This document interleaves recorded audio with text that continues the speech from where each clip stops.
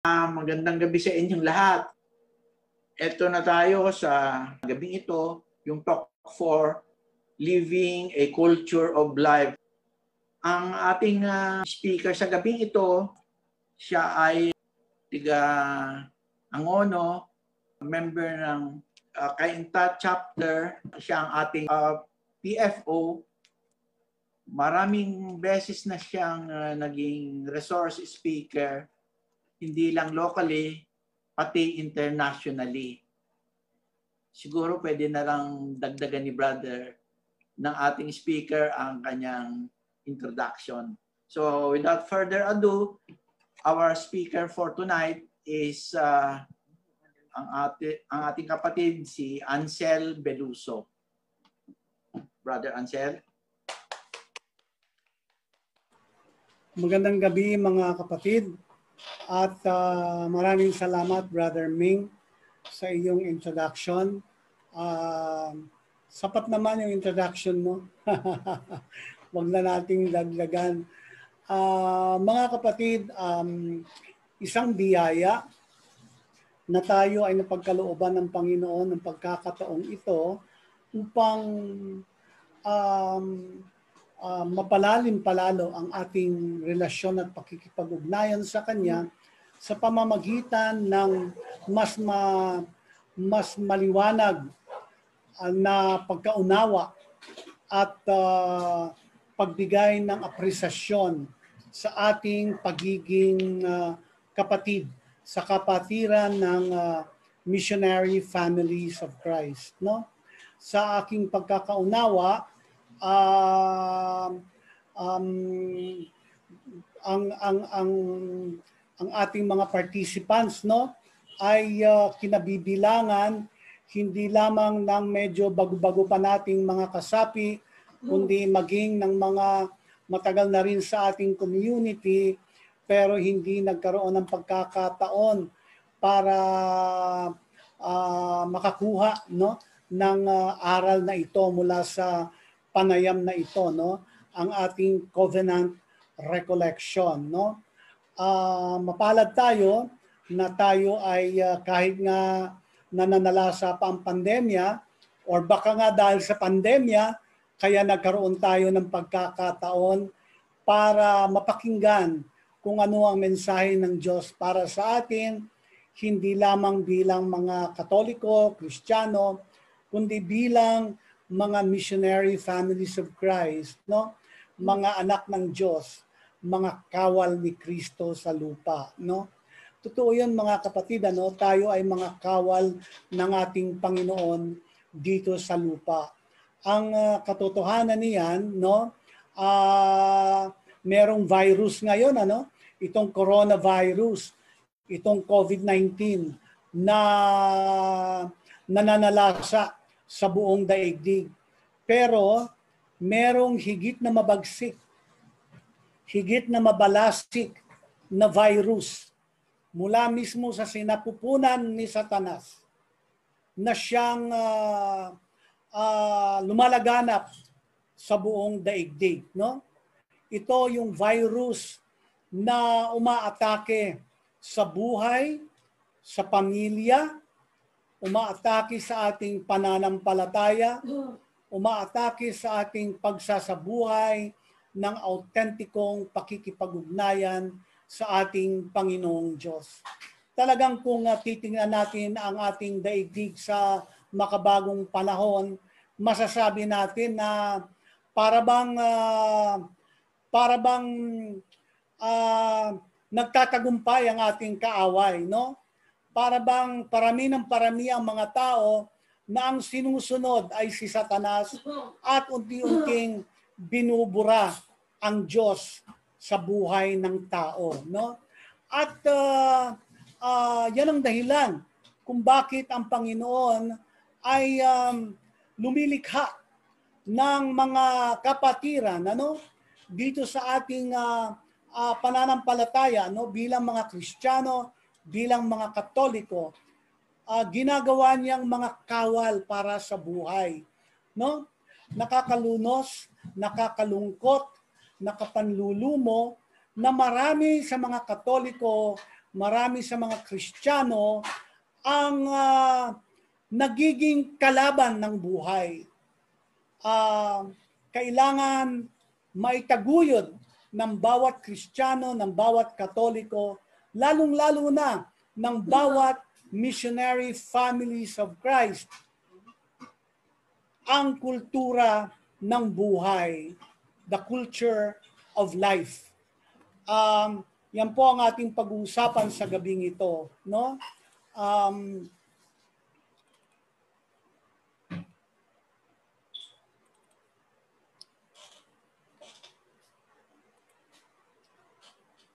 Totoo po yun, ang ating komunidad, ang dating Couples for Christ Foundation for Family and Life, or kahit na noon pa, hanggang ngayon po na tayo ay Missionary Families of Christ, kinikilala natin na bahagi ng kung sino tayo ay ang pagsasabuhay ng kultura sa buhay, kultura ng buhay,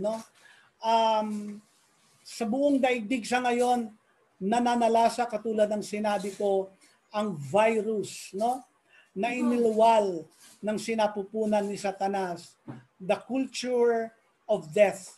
At yan nga, ang pangalawang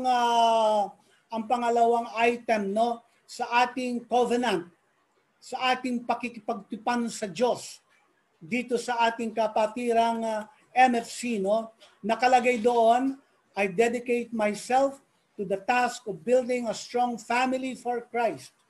Na ang pakahulugan nito, kailangan nag-i-invest tayo ng ating panahon, paano natin maikukonsakra ang ating sarili sa gawain ng pagpanday ng isang malakas, matibay at matatag na pamilya para kay Kristo. Ito nga, kailangan tayo ay namumuhunan. Ang ipinupuhunan natin ay ang ating panahon, ang ating pagsisikap na maitaguyod ang ating tahanan at ang ating pamilya. Kailangan din maitaguyod natin, maipaglaban natin, maisabuhay natin, madepensahan natin ang kultura ng buhay.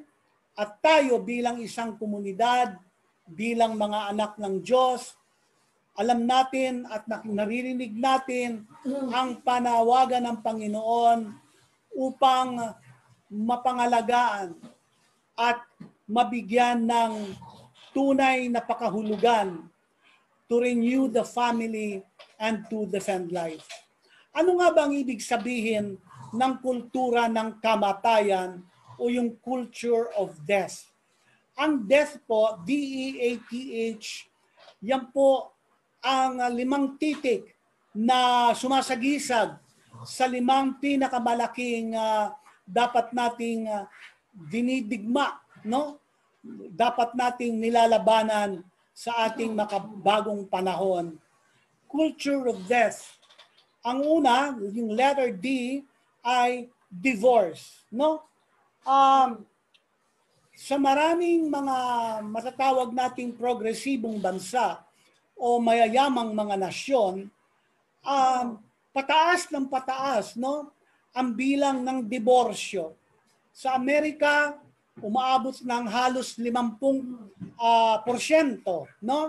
Pero marami pang ibang mga bansa, halimbawa sa Europa, kung saan umaabot sa 60-70% or higit pa ang divorce rate. Ano ang ibig sabihin nito? Ang ibig sabihin nito,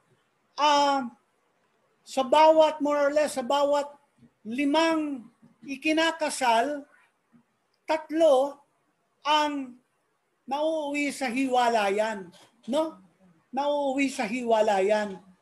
Samantalang dito sa Pilipinas, tayo ay nakikipaglaban at dapat masigasig ang ating pakikipaglaban dito sa tinatawag nating divorce bill.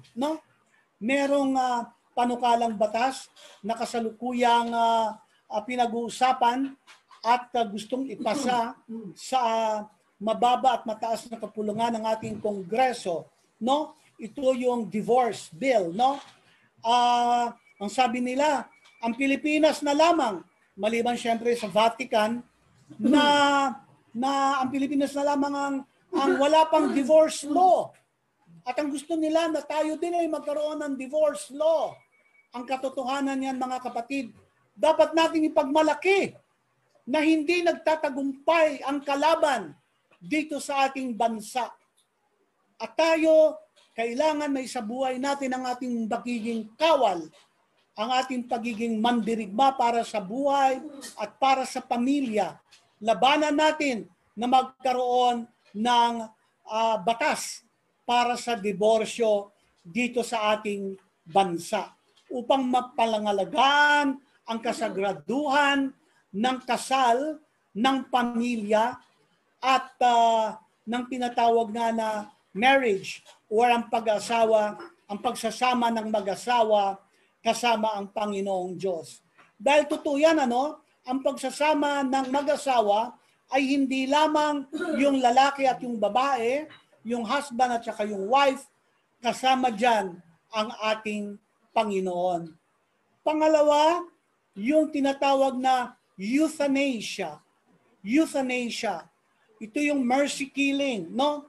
Ito yung mercy killing.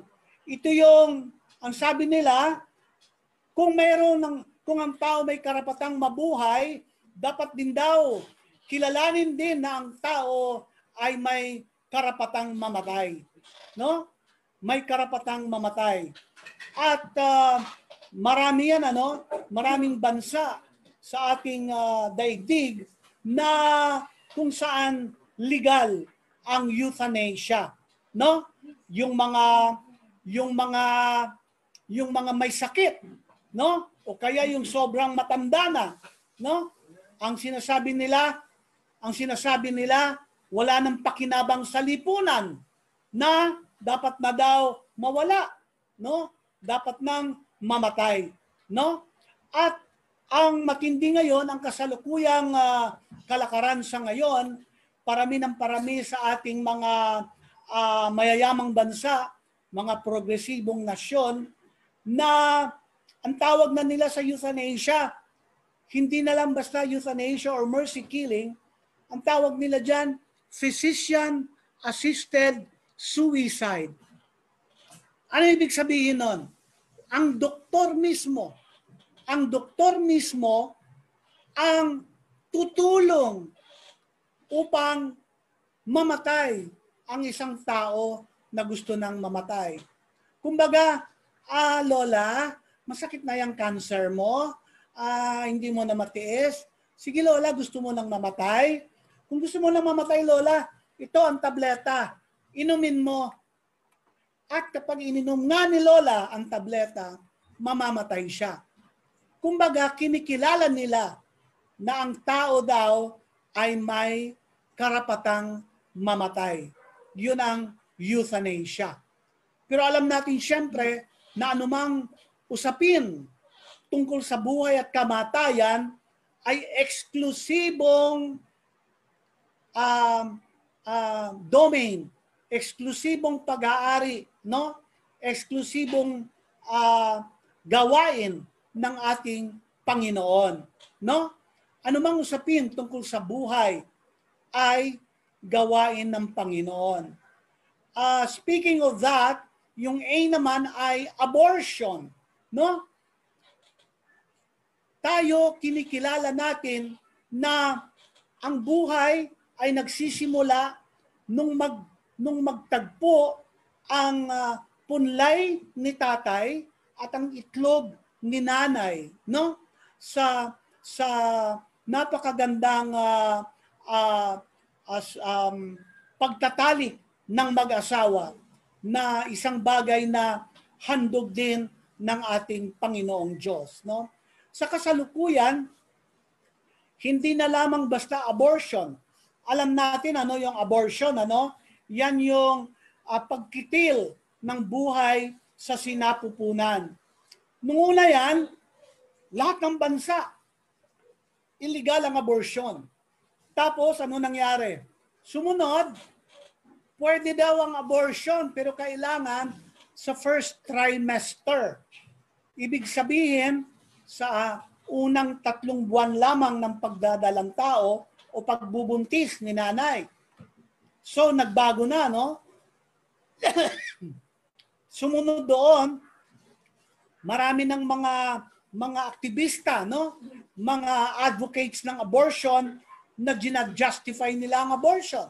Sinasabi nila na kapag ang pagbubuntis ay bunga ng rape o kaya ng incest, dapat naman daw na payagan ang abortion. O kaya sinasabi nila, kapag nakita daw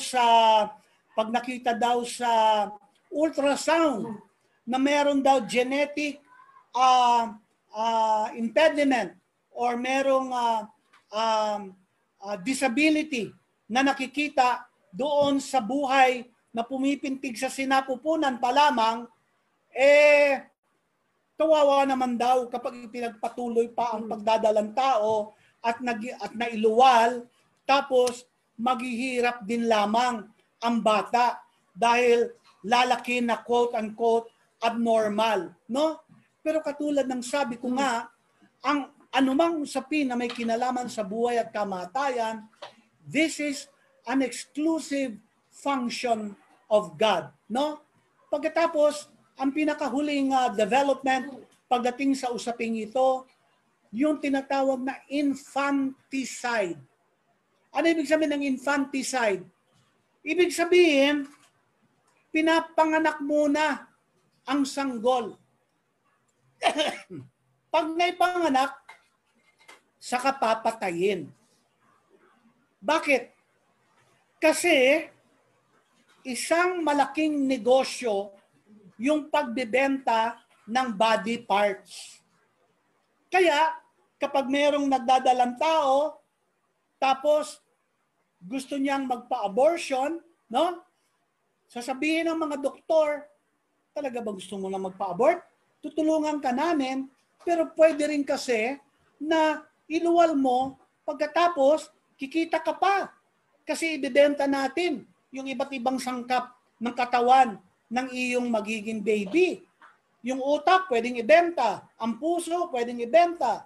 Pati ang balat, pwedeng ibenta para doon sa mga biktima ng sunog, no? Mga burn victims, no? At ang lahat ng sangkap ng katawan, no? Ang liver, ang kidney, ang pancreas, ang mata, lahat ay pwedeng ibenta, no? So nagiging malaking negosyo ang infanticide, no?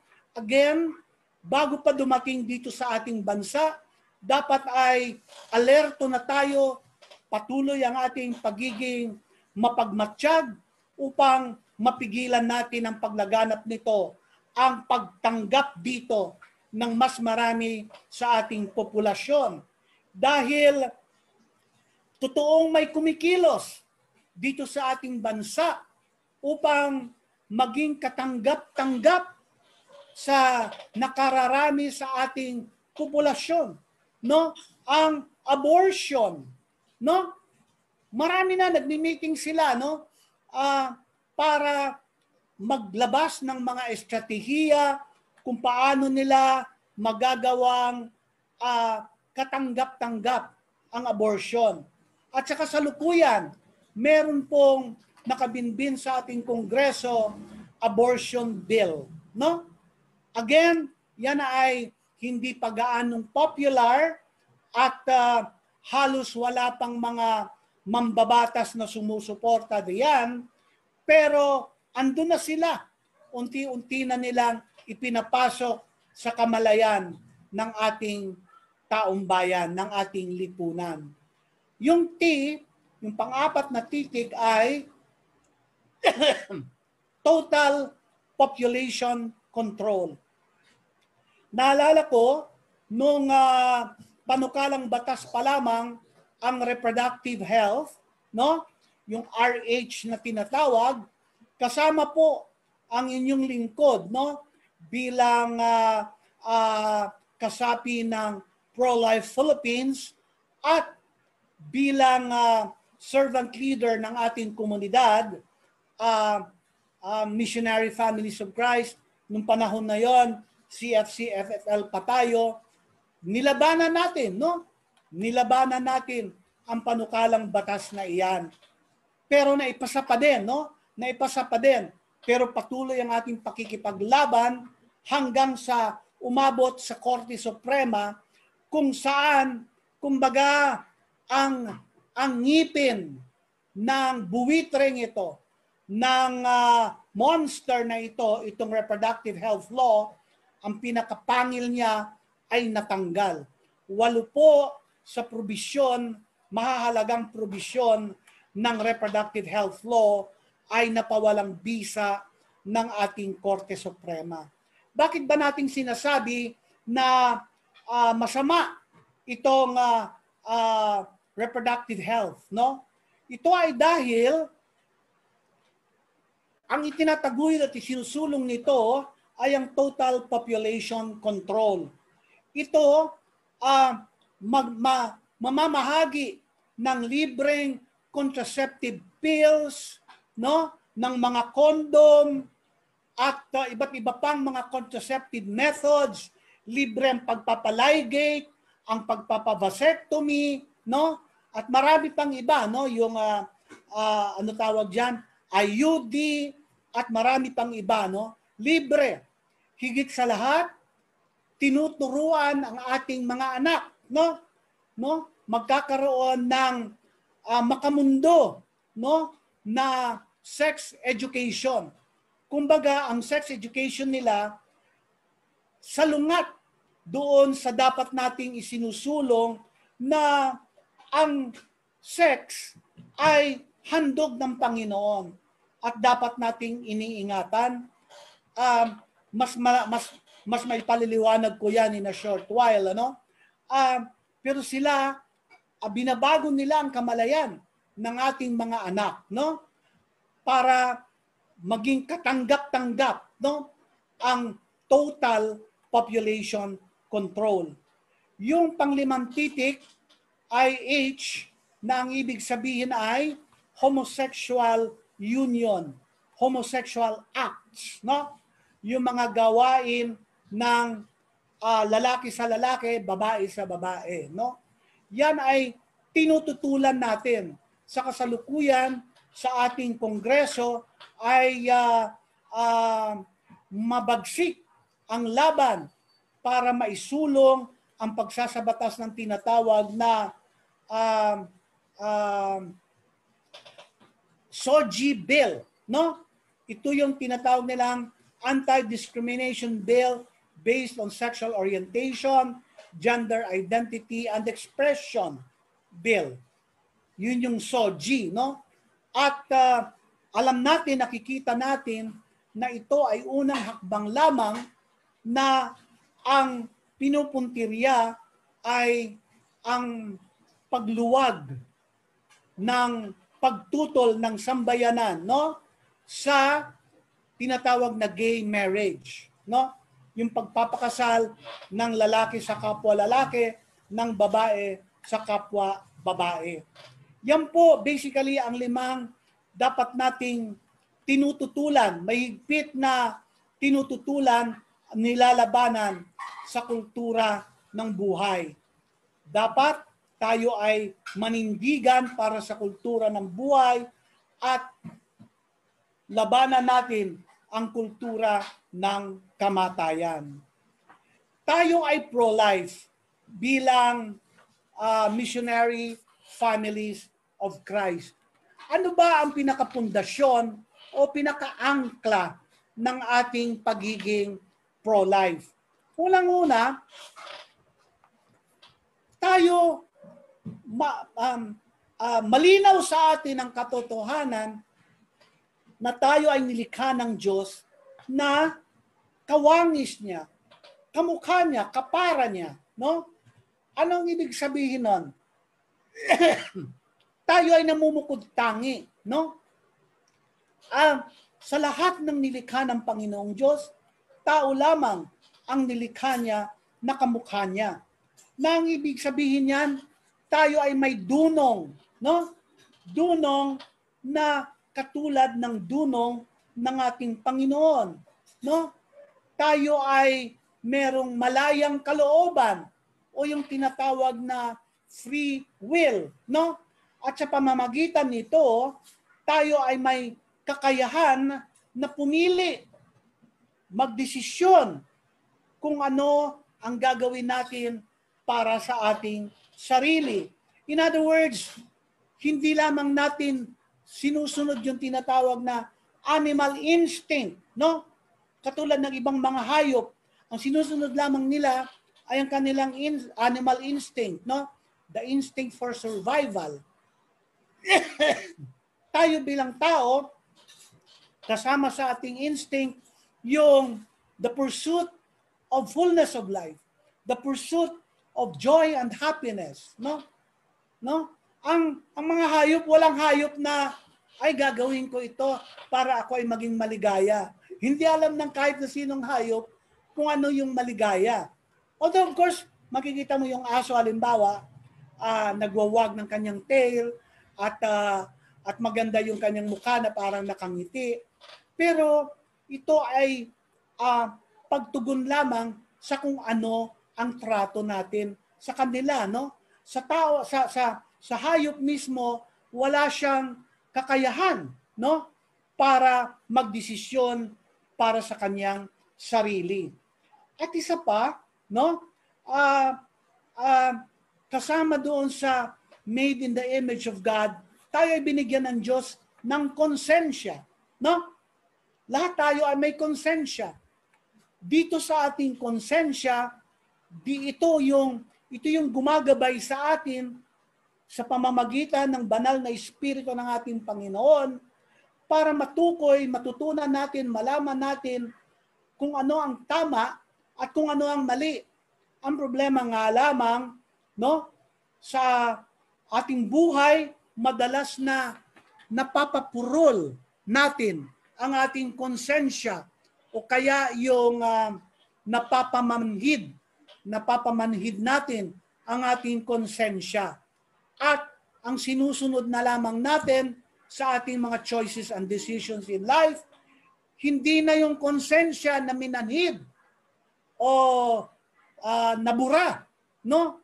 Kundi kung ano ang dikta, no? Kung ano ang dikta ng mundo, kung ano ang dikta ng ating sarili, no? Kung ano ang dikta ng sa pakiwari natin ay tama at mali, sang-ayon sa kung ano yung ating gusto, hindi na doon sang-ayon sa kalooban ng ating Panginoong Diyos, no? Pangalawa, no? We are made to love, no? We are made to love.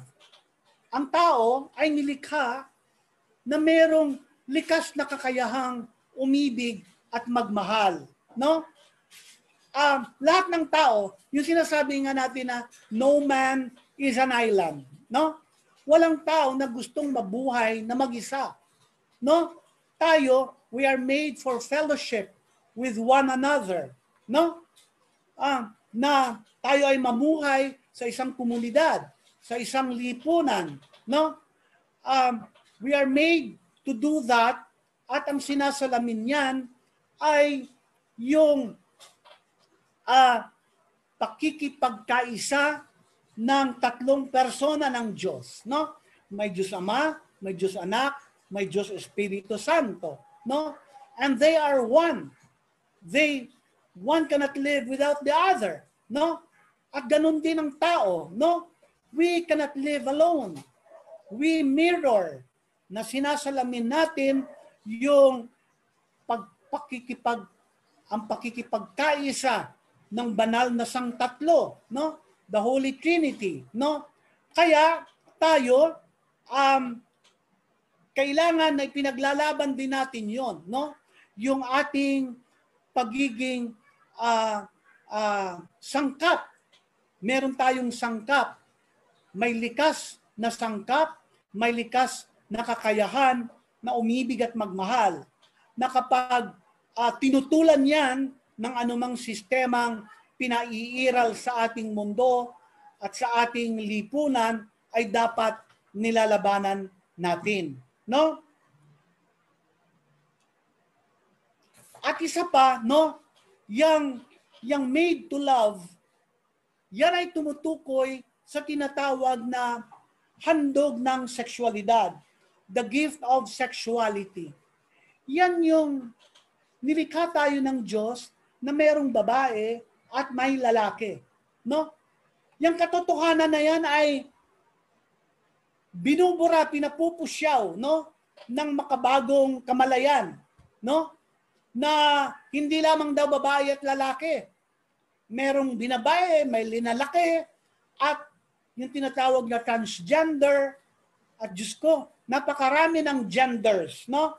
Nung huli kong tiningnan, mahigit 80. Doon sa isang libro naman, may 120 something, no?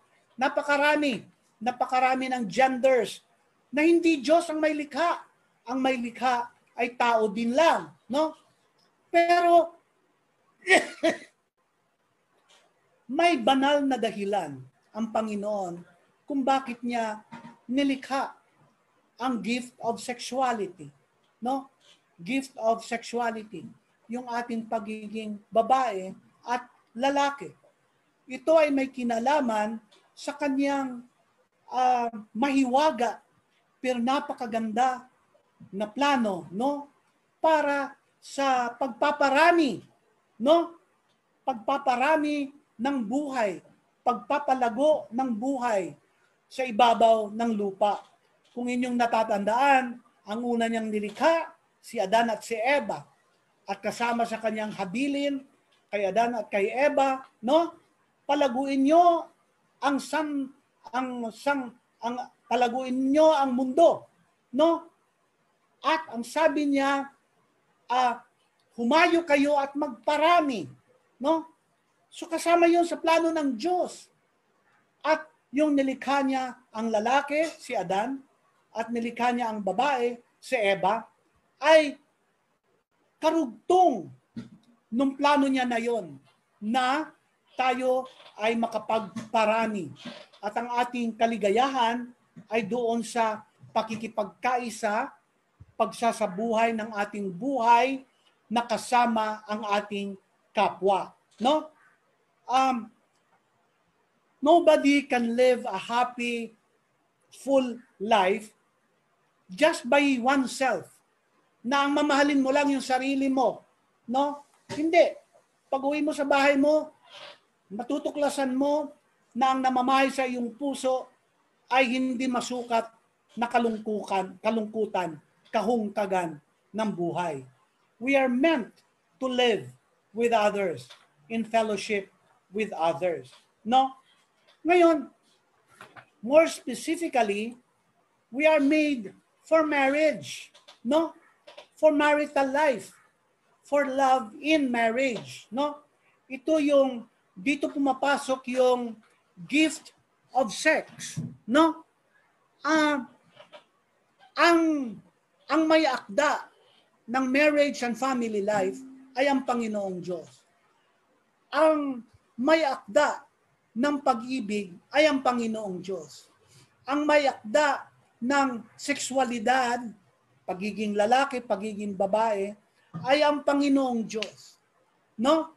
At ang may akda ng pagtatalik ng babae at lalaki ay ang Panginoong Diyos.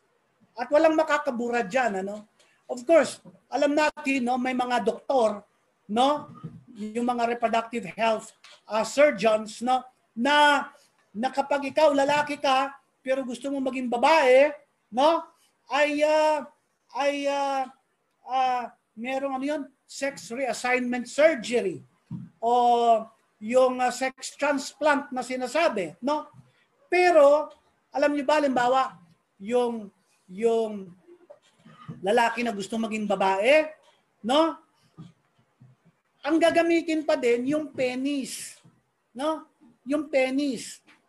At yun ang gagawin nila, huhulmahin nila para magkaroon ng vagina, no?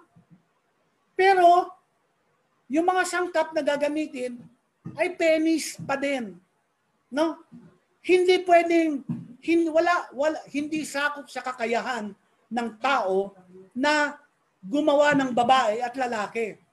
Yung nilikha ng Diyos na lalaki at nagpa-opera at ang sabi niya meron na siyang vagina, lalaki pa din yun sa mata ng ating Panginoong Diyos. We are made for marriage, no? Yung lalaki at yung babae, yung punla, yung binhi ng pag-ibig ay galing din sa Diyos at itinatanim sa puso ng bawat isa. Halimbawa ako at ang asawa kong si Joyce. Bakit ako na-inlove sa kanya? Bakit siya na-inlove sa akin? Ang naglagay nung damdamin na iyon sa amin ay ang Panginoong Diyos. Kayo din, kung meron kayong asawa, no? Bakit kayo na-inlove hanggang sa dumating sa desisyon na magpakasal kayo? No? Dahil ang Diyos ang nagtunla sa inyong mga puso. Pwede namang iba. Siguro, may mas gwapo, may mas maganda kayong nakilala sa inyong buhay. Pero bakit yung mister nyo at yung misis ninyo ang siya ninyong dinala sa altar para maging asawa? Yan nga ay pagtugon sa plano ng Diyos, no? Na tanggapin ang gift of sex, no? Sangayon sa aklat no ni Saint Pope John Paul II, yung Theology of the Body, no? Yung sex daw ay kasama nga sa plano ng Diyos kasi paano ko ba ipaliliwanag ito? Halimbawa ako at si Joyce ang asawa ko. Ang lahat ng sangkap sa aking katawan ay magagamit ko in all its full functions kahit na hindi ko gamitin, na hindi ko gagamitin yung sangkap ni Joyce, yung body organ ni Joyce. Halimbawa yung aking mata, magagamit ko yung aking mata na hindi ko gagamitin ang mata ni Joyce. Yung tenga ko magagamit ko na hindi ko gagamitin ang tenga ni Joyce. Ganon din si Joyce. Magagamit niya ang kanyang dalawang kamay kahit na hindi ko siya tulungan sa pamamagitan ng aking dalawang kamay. Pero alam nyo, yung sex organ, para magamit ko ang full function ng aking penis, kailangan ko ang vagina ng aking misis. Ganon din ang aking asawa. Hindi rin niya magagamit yung full function ng kanyang vagina kung wala yung aking penis. Kasama yan sa napakagandang plano ng Panginoong Diyos. No? Kaya may sakramento. Binabasbasan ng Diyos ang pag-ibig na siya din ang nagpunla sa ating mga puso. No? Tapos, binabasbasan sa sakramento ng kasal. Pagkatapos, payayabungin, palalaguin niya ang ating pagsasama sa ating asawa sa pamamagitan ng pagtatali, the gift of sex. Yun yung we are made for marriage, for married life. No? We are called to married love. Yung buhay natin bilang mag-asawa at bilang isang pamilya. Makakabuo tayo ng pamilya. So, in other words, napakaganda ng plano ng Diyos at hindi natin dapat sinasalaula, hindi natin ginagamit lihis doon sa kanyang dahilan kung bakit niya ito nilikha at ipinagkaloob sa ating mga tao, no? Kaya bawal, di ba? Nakalagay doon sa ating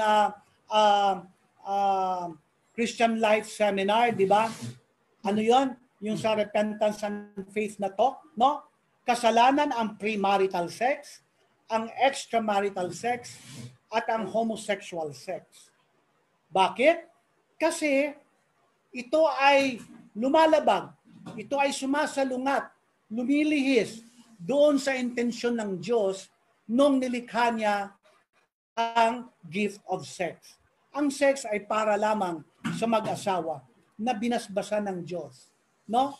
Ang pagsasama at kasama ang Diyos sa mag-aalaga sa pagsasamang iyon. We are also made for openness to life. Kailangan bukas. Bukas tayo, no? Bukas tayo sa buhay, no? Yung ating marriage at yung ating kakayahan na makabuo ng buhay, no? Yung ating pag-ibig ay kasama yan sa ating kalikasan. It is part of our nature. Yung ating pagkakakilanlan bilang tao, no? Bilang mga anak ng Diyos. At kailangan lagi tayong buhay. Lagi tayong bukas sa buhay upang lalo nating maitaguyod at maisulong ang intensyon ng Diyos para sa sangsinukob, para sa sanglibutan. Bukas tayo, ang ibig sabihin ng pagiging bukas sa buhay, no? Naniniwala tayo, no, na ang buhay ay sagrado at ang buhay ay kailangan na inaalagaan, hindi sinisira, pinalalago, pinayayabong, pinagyayaman. At anuman na makakasira sa buhay ay tinututulan natin, no? Kaya nilalabanan natin yung kultura ng kamatayan, yung inisa-isa ko kanina, no? Yung DEATH, no? Kasi lahat ng 'yan ay ang intensyon ng kalaban ay sirain ang buhay. Ang buhay na yumayabong at lumalago sa pamilya, sa tahanan, no?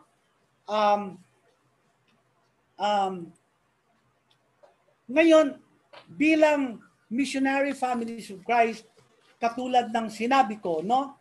Tayo ay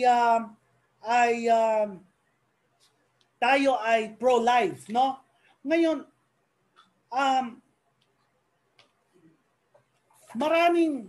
maraming dapat tayong matutunan tungkol sa pagiging pro-life natin, no? Una, tayo ay naninindigan na ang buhay ay nagsisimula katulad ng binanggit ko kanina, no? Mula sa pagtatagpo, no, ng punlay ni tatay at ng itlog ni nanay, no? Pag nagtagpo na, nagsimula na ang bagong buhay. At anumang mga gawain na makakaantala, makakasira diyan sa buhay na yan ay kasalanan. No? In other words, hindi tayo dapat nakikialam, no? Diyan sa conception process na iyan, no? Katulad halimbawa, no? Nauuso na ngayon yung tinatawag na in vitro fertilization, no? In vitro fertilization. Kukuha ng punlay ni tatay, tapos mag-harvest ng itlog ni nanay, tapos pagtatagpuin sa isang petri dish, sa isang laboratorio, tapos kapag may nabuo, no? Usually yan, mga 5, 6, 8, no? Mamimili, para kang namimili ng tuta. Alin dyan ang gusto mo? Ayun ang gusto ko, yung batik-batik, no? Tapos, pag may napili ka na, yun yung ilalagay sa sinapupunan, no? Pag nilagay na sa sinapupunan, yun ay yung magiging tao, no? Yan ay pakikialam sa gawain na eksklusibo na para sa Panginoon, no? Diyos lamang ang pwedeng gumawa niyan, no? May nangyari nga sa India ba 'yon? Nagkaroon siya ng octuplets, no? 8 ang kanyang anak. Yung iba naman umabot pa ng 12 ang anak, no? Ano 'yon? Naging aso na tayo, naging pusa na marami tayong. Paano nangyari 'yon? Kasi nga nung pinagtagpo sa Petri dish, malusog lahat, ipinasok lahat sa sinapupunan at nabuo lahat. Kaya naging 8 yung anak niya. Naging 100. Kumbaga, 1 click, cheaper by the dozen. Yan ay pagsalaula sa intensyon ng Diyos. No? Para sa buhay. No?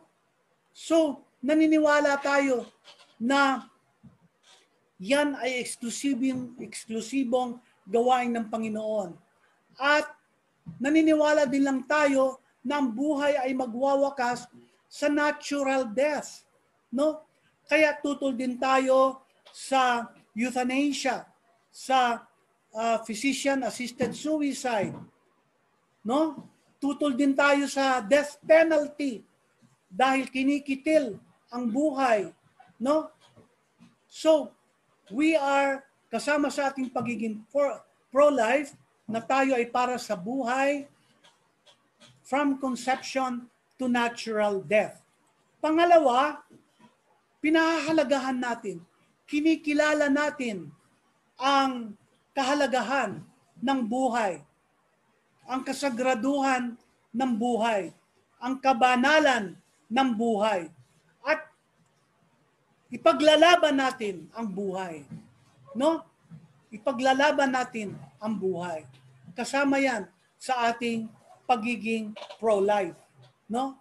Kailangan meron tayong pagkilala na kasama sa ating gawain para sa Panginoon na may taguyod at may sulong natin ang kahalagahan ng buhay at ipaglaban natin ang buhay. Sunod pa, nauunawaan natin at isinasabuhay natin ang autentikong kahulugan at kabuluhan ng sexualidad, ng pagiging lalaki at babae. No? In other words, halimbawa, may bakla na gustong maging babae, no? Huwag nating iisipin na, ay karapatan naman niya yon. O kaya merong isang bakla, gusto niya magpakasal sa boyfriend niya, ay may karapatan naman silang lumigaya, no? Kung talagang mahal natin sila, no? Tayo ay tutulong upang maunawaan nila ang katotohanan na nagmumula sa ating Panginoong Diyos, no? Ang katotohanan na babae at lalaki lamang ang nilikha ng Diyos, no? Ano pa ang kahulugan ng pagiging pro-life? Iginagalang natin, no? At pinahahalagahan natin yung gift of sex. Ano yung gift of sex? Yung pagtatalik na ito ay para lamang sa mag-asawa, para lamang sa lalaki at babae na binasbasan ng ating Panginoong Diyos sa pamamagitan ng sakramento ng kasal, no? At magsasanib ang kanilang laman, no? The two will become one flesh. Sabi sa Bible, no? They become one flesh. Yan yung gift of sex, no? Nagiging isa, no? They become one. Pinahahalagahan natin 'yon. Kaya hindi natin dapat ginagamit ang sex labas doon sa intensyon ng Diyos. Di ba? Uulitin ko, no? Premarital sex, kasalanan. Bakit? Bakit kayo mag-unite-unitan? Hindi pa kayo napag-unite ni God sa sakramento ng kasal. So bawal na mag-unite-unitan, no? Ang hindi pa napag-unite ni God. Kasalanan din ang extramarital sex. Kasi hindi ka pwedeng makipag-unite-unitan sa iba kapag may asawa ka na. No? Doon ka lang makipag-unite sa asawa mo. Dahil yun yung binasbasan ng ating Panginoon. Hindi ka pwedeng makipag-unite-unitan sa asawa ng ibang tao. No? Yung, pangangalunya. No? O kaya, ah, ah, ah, kahit na dalaga pa siya o binata pa siya, kung ikaw may asawa na, ay hindi pwede. Ipayag siya kahit pa, no? Kasama yan sa patibong ni Satanas na aakitin, no? Alam ni Satanas kung ano ang ating kahinaan. At doon niya idadaan kung saan tayo mahina, yun ang tentasyon, ang tukso na ihahain niya sa atin. And of course, kasalanan din ang homosexual acts, no? Yung makipagtalik ka sa kapwa mo kasarian, no? Hindi kayo pwedeng mag-unite-unitan. Pareho kayo ng sangkap. Hindi pwede. Unang-una, sarado sa buhay. Di ba kailangan nating laging maging bukas sa buhay? Kahit anong gawing tumbling ng lalaki sa lalaki, no? Kahit anong gawin nila, tumulay man sila sa alambre habang nagtatalik, no? O kung ano man, wala silang kakayahan na maging kasangkapan ng Diyos para makalikha ng buhay, no? Kahit pa yung may sex transplant, no? Wala pa ring matris yun, no? No, wala pa ring matris at hindi pa rin siya pwedeng magkaroon ng anak sa pamamagitan ng sarili lamang niya. Kaya maling-mali, yung halimbawa, yung Miss Universe, di ba? Yung Miss Universe contest, tumatanggap sila ng transgender. Yung mga dating lalaki na nagpa-opera, o kaya kahit na hindi pa nagpa-opera, basta sabihin lang niya na, babae ako, dapat daw, igalang yon. At ngayon, di ba, si Miss Spain, no? Tinanggap ng Miss Universe. Si Miss Spain, sumali sa Miss Spain Beauty Pageant, nanalo. Hindi ba't napakalaking sampal sa mga totoong babae na nilikha ng Diyos? Na ang nanalo ay yung lalaki na nilikha ng Diyos. At ito rin ay malaking sampal sa mukha ng ating Panginoon. Pagkatapos ng Miss Universe, tinanggap, no? Tapos mababalitaan natin sa mga sports, no? Sa mga eskwelahan, no? Lalong-lalo na sa ibang bansa, no? Sa boxing, nananalo yung mga transgender. Yung women's boxing, no? Siyempre, mas malakas yun, lalaki yun eh. Kahit pa nagpalagay ng suso yun, silicone lang naman ang laman nun. Hindi naman totoong mammary gland. At lalong hindi totoo na meron siyang vagina. At isa pa, ang pagiging babae o lalaki ay hindi lamang yung kung meron kang dibdib na pambabae o lalaki o kung meron kang sexual organ na panlalaki o babae. Alam niyo ba na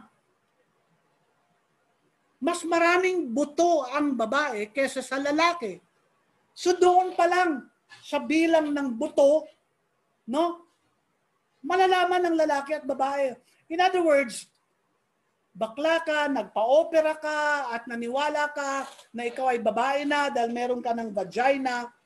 Pero pagkalipas ng 10,000 years at nahukay ang mga buto mo ng isang geologist, archaeologist, malalaman niya, lalaki ito. No? Dahil makikita niya, malalaman niya, kulang ang buto. Hindi ito babae. Lalaki ito. At hindi lang yun, yung buto natin mismo, iba sa buto ng babae. Napapansin ninyo, ang mga babae, they are prone to osteoporosis. No? Ang mga lalaki, hindi sila gaanong prone sa osteoporosis. So sa buto pa lang, may pagkakaiba na ang babae at ang lalaki. Sa buhok, ibang buhok ng babae sa buhok ng lalaki. Halimbawa, maliban na lamang kung magka-cancer ang babae, pero ang mga babae, hindi sila kalbuhin. Pero ang mga lalaki, maraming lalaki ang kalbo. No? Bakit ang mga babae hindi nakakalbo? Again, maliban na lamang kung napag-chemo. Yung pagiging kalbo noon, hindi natural yon. Yun ay dahil sa chemotherapy. So, o kaya meron siyang, ano ba tawag doon? Alopecia. Meaning, may sakit siya na numinipis ang kanyang buhok. No? Naturally, yung likas ng babae, hindi siya nakakalbo. No? At hawakan mo ang balat ng lalaki.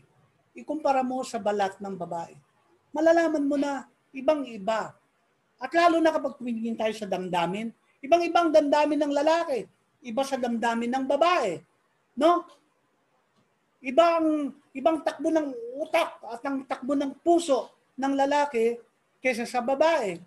No? Kaya nga ang mga lalaki kadalasan, ang hirap ispelengin itong asawa ko. Hindi niya maintindihan. Kasi babae yun eh. No? Iba yun. Kasama yun sa plano ng Diyos. Kaya, dapat nating iginagalang, no? Yung intensyon ng Diyos sa ating buhay. At naninindigan tayo na dapat hindi pinakikialaman ng tao. Alam nyo, anumang biyaya ng Diyos, kapag sinalaula ng tao, ang biyaya ay nagiging sumpa. Kung ano dapat ang pagmumulan, kung ano dapat ang pag-uugatan ng kaligayahan, ay posible na siya pang pagmumulan ng hindi masukat na katampalasan sa buhay ng tao. Kung ano yung ginawa ng Diyos, igalang natin. Yun na yun. Yun na yun. Yun ang pinakabuod ng ating pagiging pro-life. Paggalang sa nilikha. Sa likas na nilikha ng ating Panginoon. Paano tayo magiging pro-life? Unang-una, turuan natin ang ating sarili tungkol sa napakaraming issues. No? Issues, causes, and concerns. Lalong-lalo na dito sa ating bansa. No? Maraming nangyayari ngayon sa ating bansa na ang isinusulong ay ang panukala ni Satanas sa buhay ng makabagong tao. No? Dapat huwag tayong magbulag-bulagan, magbingi-bingihan, o kaya maging kontento lamang na okay na ang buhay ko, okay naman na, no? Kasi ang mga desisyon nila ay makakaapekto sa atin, sa ating pananampalataya at relasyon sa Diyos, at sa pagpapalago natin ng ating buhay at ng buhay ng ating pamilya. Kaya kailangan tinuturuan natin ang ating sarili. No? Pangalawa, isinasabuhay natin at kasama sa ating advokasya ang tinatawag na natural family planning and responsible parenthood. Ibig sabihin, hindi tayo gagamit ng mga kontraseptibo, no? At wag nating tuturuan yung ating mga anak, no? Na, anak, nagbibinata ka na. Kailangan, ang tawag pa naman nila doon, proteksyon. Ano yon yung sabi ni Robin Padilla? Bago umaksyon, magproteksyon. No? Na ibig sabihin, gumamit daw ng kondom. Wag, no? Merong natural family planning. No? Yan ay ang paggamit ng likas na mga sangkap ng ating katawan, no? Upang matukoy natin kung kailan tayo pwedeng magtalik sa ating asawa lamang, no? Para halimbawa gusto mong magkaanak o kaya gusto mong magpaliban muna, no? Magpaliban muna ng pagbubuntis, no? Pwede sa pamamagitan ng natural family planning, no? At kasama din diyan yung responsible parenthood. Yan ay yung tamang pag-aagwat, no, ng ating mga anak. Hindi pwedeng sunod-sunod, no? Hindi pwedeng nagsuot lang ng sleeveless si Mrs. Abay, gusto mo na kaagad may mangyari sa inyo, no? Hindi pwede, no? Kailangan maging responsable, no? At dapat itinataguyod natin ito, no? Tinuturo natin sa ating mga anak at sa lahat ng ating mga nasa tinatawag na circles of influence natin, no? Yung mga tao na tinitingala tayo at sumusunod sa atin na tayo ay posibleng maging gabay sa kanilang mga choices and decisions sa buhay, no? Kasama din diyan, no? Tayo ang magtuturo sa ating mga anak tungkol sa sex, tungkol sa pagtatalik, na ito ay biyaya, handog mula sa ating Panginoong Diyos, no? Tayo dapat ang nagtuturo nun, no? Hindi yung teacher, hindi yung eskwelahan. Yan ay dapat na natututunan natin sa tahanan, no? Nakakalungkot nga, no? Kasi tayo, ewan ko lang kayo, no? Pero ako, nalaman ko lang naman yung tungkol sa sex, hindi sa magulang ko, kundi sa kaibigan, sa mga malalaswang babasahin, no? O sa kung saan man. Pero dapat pala sa magulang, no? Kaya nangyayari tuloy, yung namamana natin sa ating mga magulang na hindi rin naman tinuruan ng sarili nilang mga magulang, ang naipapasa nila sa atin ay ang kanilang kamangmangan. Abay, tigilan na natin, wag na nating ipasa yung kamangmangan sa ating mga anak. Alamin natin ang tungkol sa gift of sexuality, gift of sex. Alamin natin yung natural family planning and responsible parenthood, kung ano yung mga tamang values na dapat may sa buhay, no? Para ma-enjoy at may sa buhay natin ang mga biyayang ito mula sa ating Panginoon. At ito ay maipasa din natin sa ating mga anak. Tapos, kailangan naalagaan natin at natuturuan, nagagabayan, napapatnubayan, naaalalayan ang ating mga anak, no? Tayo ay stewards, tagapangalaga, tagapangasiwa, no, sa ating mga anak. Ang ating mga anak ay hindi natin pag-aari, no? Sila ay inihabilin sa atin ng ating Panginoong Diyos. At ang ating tungkulin lamang ay tulungan ang ating mga anak na tuklasin kung ano ang mga ipinagkaloob sa kanila ng Diyos. Ang kanilang talino, kanilang kakayahan, ang kanilang mga likas na abilidad. Pagkatapos, tulungan natin sila doon. Hindi tayo ang magdidikta. Anak, doktor ako, kailangan maging doktor ka rin para may magmana doon sa ating clinic o sa ating ospital. No? Samantalang yung anak mo pala, ang gusto ay maging drummer. No? Kung yung pagdadrums, yun ang talent na ibinigay ng Diyos sa iyong anak, abay, tulungan natin. Bilhan natin ng drums. Hindi yung, naku, bibilang mo ng drums yung anak mo. Naku, ang ingay-ingay niyan sa bahay. Hindi. Tulungan natin ang ating anak. No? Tulungan natin na matuklasan at lalo niyang malinang, lalo niyang mapalago ang anumang handog na pinagkaloob sa kanya ng ating Panginoon. At dapat, kinakalinga, sinasakbibi, no, natin ang ating mga anak sa lahat ng kanilang antas ng pagtubo, no? In every level of growth nila, dapat andun tayo, no? Ang bawat kasapi ng kapatiran ng Missionary Families of Christ ay dapat na maging pro-life advocate, no? Lahat tayo, no? The fight for the culture of life is the defining battle in this third millennium.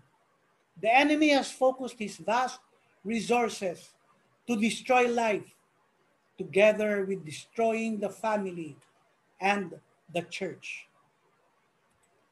God has raised MFC as his army in this war. We are the holy warriors.